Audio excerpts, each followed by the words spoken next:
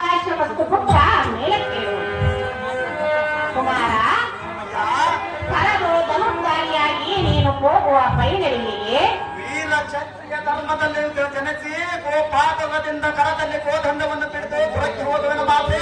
ಕುಮಾರ, ಅಮ್ಮಯ್ಯ, ನೀನು ಚಿಕ್ಕವನಲ್ಲವೇ? ನಾನು ಚಿಕ್ಕವನಾದರೆ ಎನ್ನ ಕರದಲ್ಲಿ ನಡೆಯುವ ಈ ಬಿಲ್ಲು ಬಾಣದಲ್ಲಿ ಏನಾದರೂ ಚಿಕ್ಕತನವಿರುವುದೇ ಅಮ್ಮಯ್ಯ?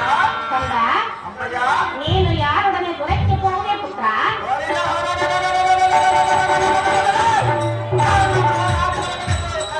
ಕವನವನ್ನು ಮಾಡೋದಕ್ಕೆ ಹೋಗುತ್ತಿರುವ ಜನನೇ.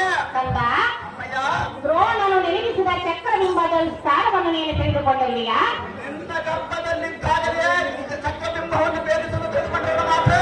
ಏನು ತಿಳಿದುಕೊಳ್ಳಲೇ ಕಂದ? ಚಕ್ರಬಿಂಬವನ್ನು ಭೇದಿಸಲು ತಿಳಿದುಕೊಂಡಿರುವ ಮಾತೆ. ಕಂದ, ಅಮ್ಮಯ್ಯ, ಆ ಚಕ್ರಬಿಂಬದ ವಿಸ್ತಾರವನ್ನು ಹೇಳಿದೆನು, ಚೆನ್ನಾಗಿ ಕೇಳು. ಏನು ಚೆನ್ನಾಗಿ ಹೇಳು ಮಾತೆ.